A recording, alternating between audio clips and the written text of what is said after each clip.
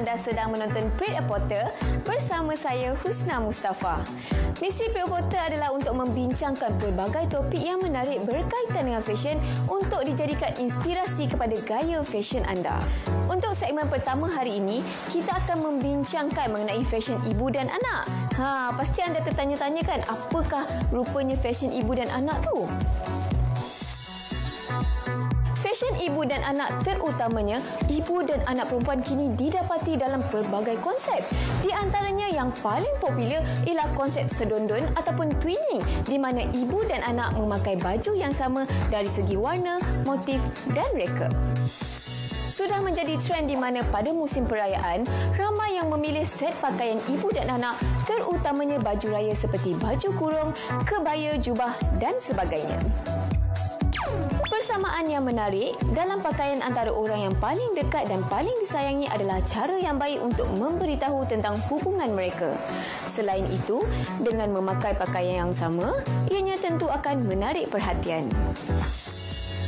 Jadi, apa tunggu lagi? Jom ikut saya.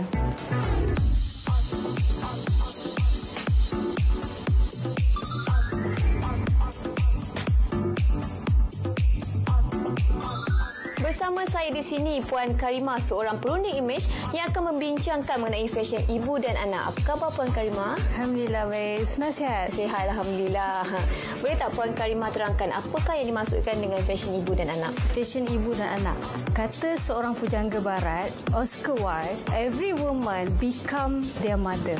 Okey? Jadi seorang wanita tu dia akan menyerupai ibunya. Kecenderungan ini amat memberi kesan dalam ibu bapa untuk pilih pakaian anak. Jadi lahirlah fashion di mana mommy and me outfit, mirror image outfit, sedondon daripada atas sampai bawah sama. Jadi ibu-ibu ni dia suka nak pakaikan pakaian sama dengan anaknya. Special. Hubungan istimewa antara ibu dan anak, lahirlah fashion yang sedondon macam tu. Sedondon ibu dan anak. Jadi boleh tak terangkan kat kita, biasanya golongan umur mana yang biasa memilih untuk fashion ni? Okey, fashion ni biasanya kita masih dapat tengok berlaku di kalangan, kalau anak tu umur kanak-kanak sampai sekolah rendah. Okey, kalau ibu tu ibunya berumur, ibu muda lah, 20 hingga 30-an. Jadi umur kanak-kanak dan ibu-ibu muda biasanya akan mengamalkan fashion sedondon ni. Sedondon. Jadi untuk fashion ibu dengan anak ni ada berapa jenis sebenarnya? Ada 3. Yang pertama memang dari atas sampai bawah sama. Yang kedua mungkin sama dari segi warna. Dan yang ketiga half of matching. Tak semestinya semua, tapi ada yang sama. Separuh daripada Dia mesti nak juga yang sama tu. Dari segi warna ataupun corak ada je yang sama. Kita bincang lepas ni. Ada. Jadi mesti nak ada juga yang sama. Nak bagi identiti mereka anak beranak. Kenapa fashion ni sering jadi pilihan? Yang pertama, ibu dengan anak, terutama yang ada anak perempuan, seorang ibu ni dia nak hiaskan anaknya dari kecil kelihatan feminin.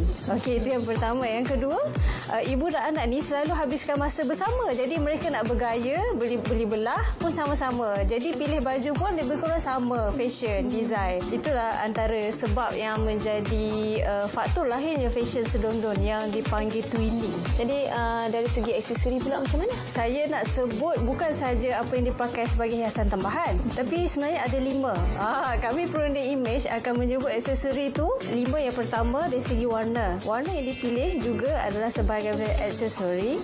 Jadi warna untuk bila nak pakai sama dengan anak, biarlah anak tu pakai warna yang ceria, warna yang lembut, tak serap haba. Yang kedua dari segi fabric. Fabric kena kira sangat-sangat. Dia sebagai daripada aksesori sebab ada banyak pilihan fabric, sama ada nak ikut fashion ataupun nak ikut trend, ataupun yang penting kena ikut keselesaan. Okey, seterusnya hiasan tambahan yang dipakai. Contohnya barang kemas, topi ke, rebin ke. Seterusnya dari segi kombinasi pakaian. Okey, baju yang dipakai tu mungkin ada ropol-ropol, ada tali-tali. Itu kena tengok faktor keselamatan anak pula. Jadi kita dah tahu sedikit mengenai fashion ibu dan anak. Apa kata kita tengok contohnya? Okey, jom. Inilah dia contoh gaya untuk fashion ibu dan anak. Puan Karimah boleh terangkan jenis pakaian yang ada kat sini? ni? Fashion ini sudah berlangsung sejak 100 tahun dulu. Dah lama sebenarnya trend ini berlaku.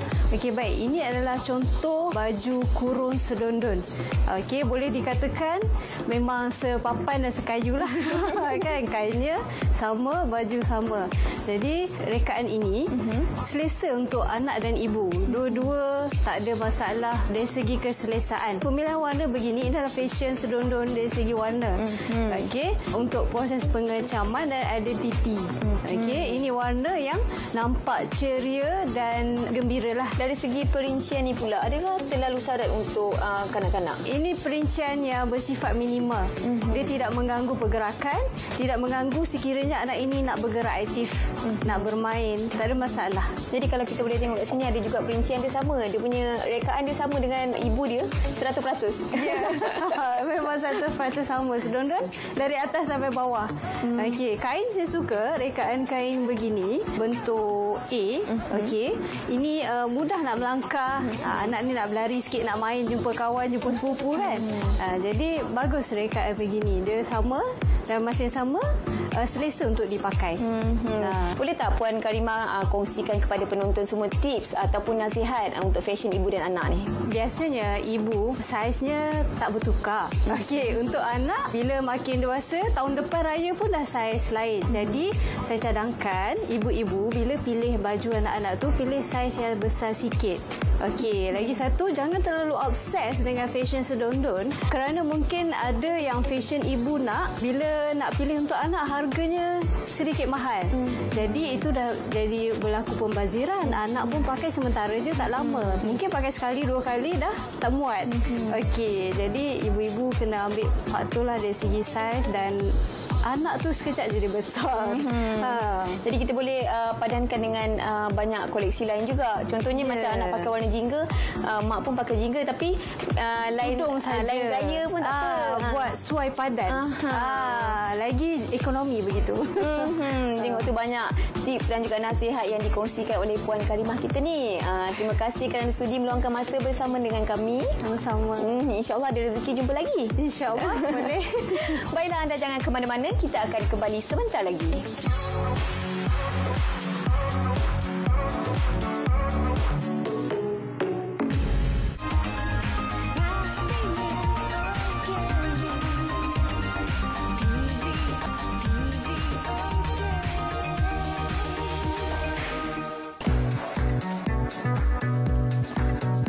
Kenapa ni?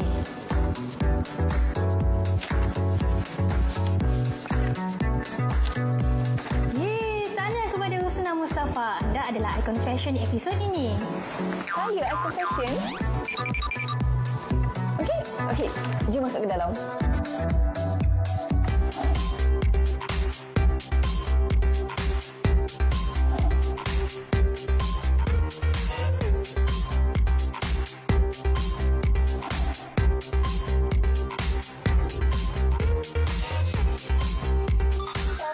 Terima kasih sebab pilih saya jadi Icon Fashion pada minggu ni.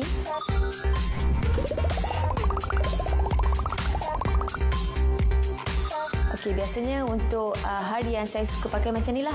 Secara casual, satu set. Biasanya baju dengan skirt ataupun baju dengan seluar adalah sama. Warna pun saya suka gunakan warna pastel. Ataupun kalau warna macam ni gelap, mesti ada tona warna yang lebih terang daripada yang warna tanah ni.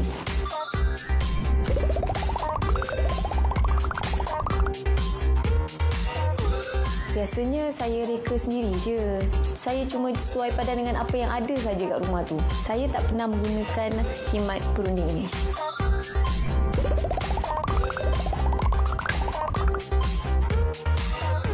Bagi pakaian, saya lebih pentingkan kualiti. Tapi ada sesetengah pakaian tu saya akan pilih jenama juga. Tengok pada majlis yang saya nak pergi ataupun saya nak pakai secara harian. Kalau pakaian tu nampak cantik, mungkin saya akan beli walaupun tak ada jenama. Tapi kalau saya nak sesuatu aura yang kalau kita pakai benda berjenama tu kita akan jadi aura dia lain. So saya akan beli pakaian yang berjenama.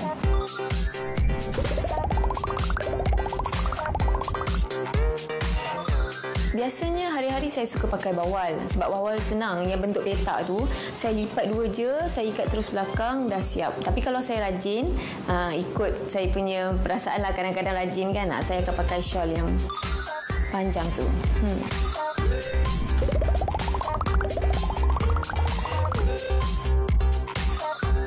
Saya suka gaya solekan yang hasilnya nampak semula jadi. Saya tak suka solekan yang terlampau tebal, mengubah bentuk muka. Jadi kalau untuk harian ni, saya memang bersolek sendiri untuk nampak lebih semula jadilah.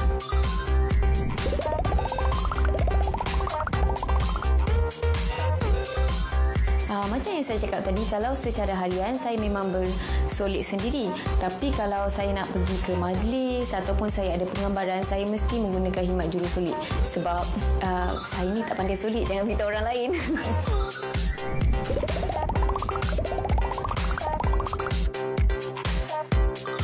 Pada saya tak susah. Kita amalkan. Contoh kalau dari segi dalaman, kita kena minum air masak banyak. Lepas tu kita kena tidur yang cukup. Itu adalah benda asas. Tapi untuk secara luaran pula, kita kena pakai set pencuci muka dengan yang sesuai dengan kulit kita. Lagi satu, kalau kita bermakeup secara harian, kita kena tanggalkan betul-betul sebelum kita tidur supaya tak ada kotoran yang melekat kat muka. Itu pada asasnya.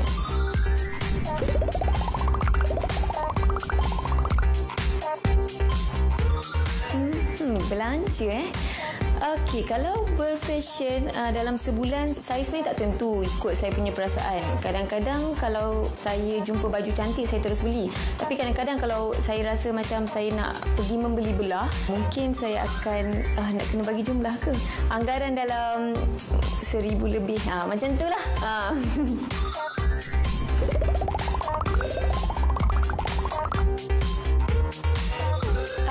Saya tak memilih tempat untuk membeli belah. Biasanya saya akan pergi ke butik-butik. Bazar pun ada. Atas talian lah paling banyak. Sebab saya tak ada masa sangat kan. Jadi saya biasa beli satu dulu. Lepas tu bila sesuai dengan saya akan beli lain. Sebab kita nak tengok saiz tu sesuai tak dengan kita.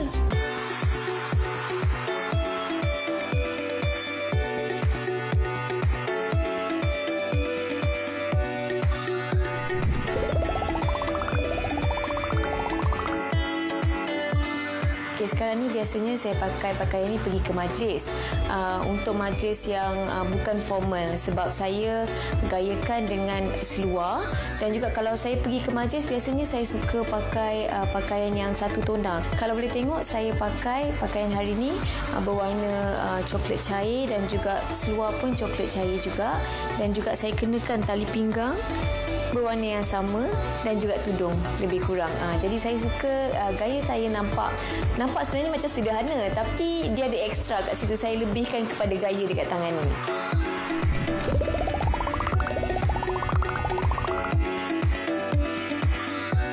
Bergantung pada perasaan lah sebenarnya. Kadang-kadang saya pergi ke majlis, saya buat sendiri baju tu. Saya jarang beli baju yang dah siap. Tapi contoh macam baju saya pakai sekarang ni, sebab dia istimewa pada saya beli yang dah siap. Tapi setengah majlis, saya akan, masa itulah saya keluarkan kreativiti untuk cipta gaya sendiri.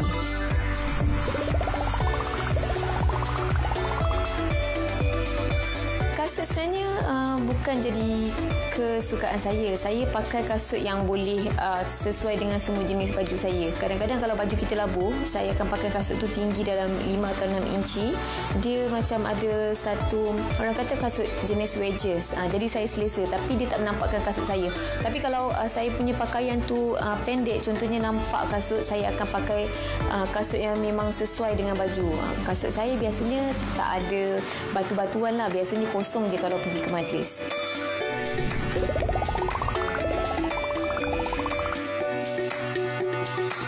Saya tengok pada trend, tapi saya biasa ada jam saja. Mungkin hari ni saya ada mood ataupun perasaan saya nak pakai cincin, jadi saya pakai. Aksesori saya sebenarnya sangat ringkas. Kadang-kadang saya bawa beg ataupun tidak, cukup hanya jam saja.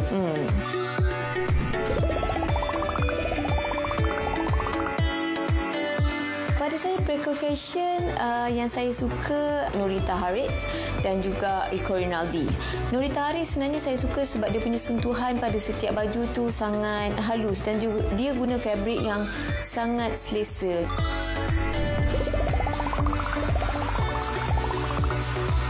Okay, pada pendapat saya, kalau kita berfashion, kita kenalah ikut kesesuaian pada diri kita. Kalau kita rasa kita yakin untuk pakai sesuatu fashion tu, kita pakai.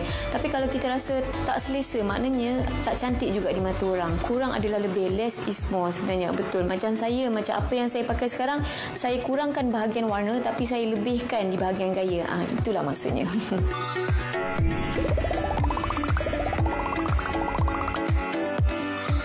Okey, ringkas, sesuatu yang unik dan juga elegan.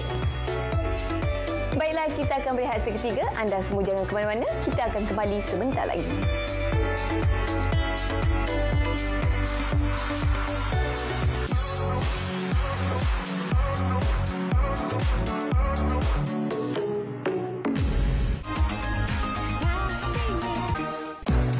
Terima kasih kerana masih lagi bersama kami di Brit A Porter. Baiklah, untuk segmen Belayan Fashion kali ini, saya berada di sebuah salon yang khas untuk wanita. Nak tahu apa perkhidmatan yang ada dekat sini? Saya pun dah tak sabar ni. Nantikan.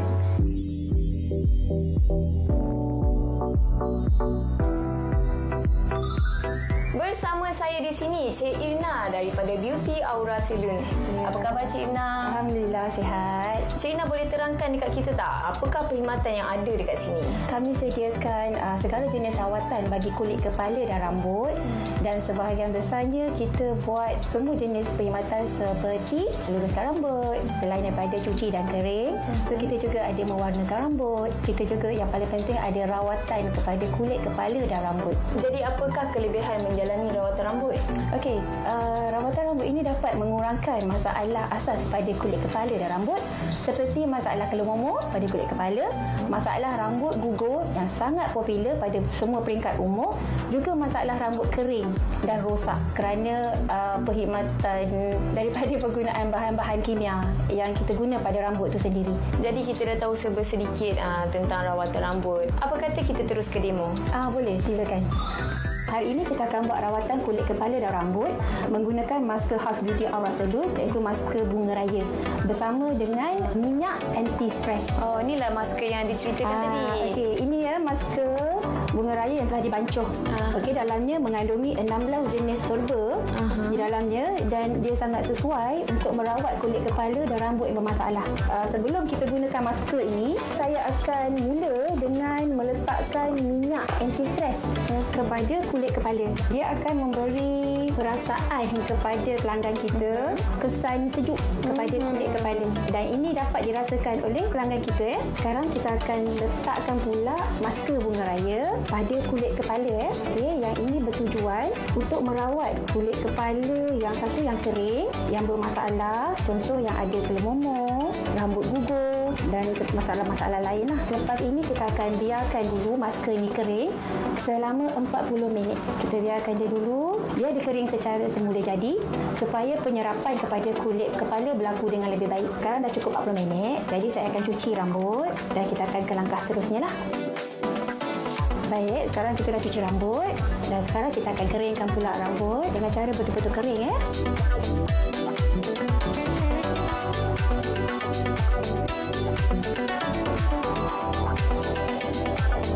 Sekarang kita dah siap keringkan rambut.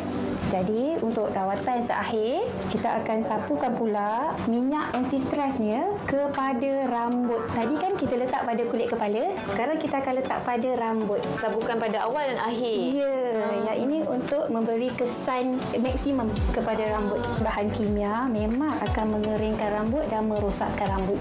Jadi masa kita letak rawatan kepada rambut ni, minyak anti-stress ni akan bantu menyelesaikan masalah kering pada hujung rambut dan juga masalah rambut rosak.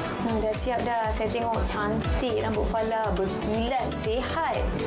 Saya nak tanya Fala lah, apa perasaan Fala lepas menjalani rawatan ni? Adakah Fala rasa macam makin selesa, berkeyakinan dengan rambut yang cantik ni? Saya rasa lepas rawatan ni, saya rasa kepala saya lebih ringan dan juga tekstur rambut saya pun makin lembut. Jadi saya sangat puas hati lah dengan rawatan ni. Kalau rambut kita cantik, kita pun berkeyakinan nak ke mana-mana kan? Terima kasih Cik Ena di atas penerangan yang sangat menarik tadi. Sama-sama. InsyaAllah ada masa saya mesti datang sini. Kena datang dan cuba. Baiklah penonton, kita akan ke segmen seterusnya. Nak tahu segmen apa selepas ini? Jumpa saya.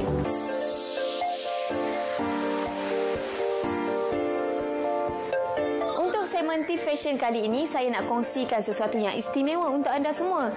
Kalau dekat rumah tu, kalau kasut anda dah rosak ataupun dah tak guna, terlalu ringkas, boleh diubah sesuai dengan nafas yang baru.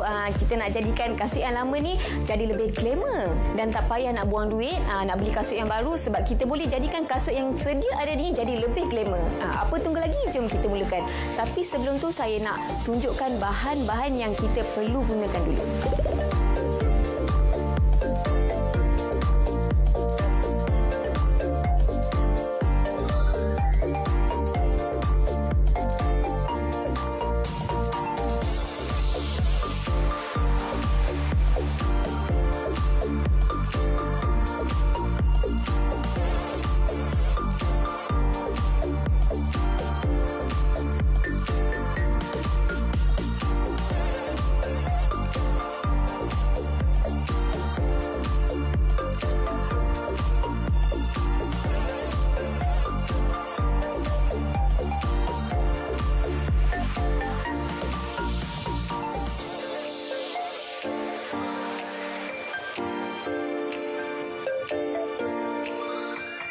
Wow, sekarang kasut ni dah berubah wajah. Tadi kita tengok dia ringkas sahaja dan nampak usang.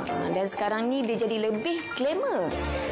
Jadi anda di rumah kalau ada kasut lama ataupun kasut yang dah tak dipakai, bolehlah ubah sesuai supaya kita pakai dan juga jimat. Tak perlu cari kasut lain. Kalau boleh tengok dekat sini, saya tambahkan serbuk penyilat dekat bahagian depan. Tapi anda boleh ubah ikut cita rasa anda sendiri untuk tambah di bahagian belakang ataupun tepi.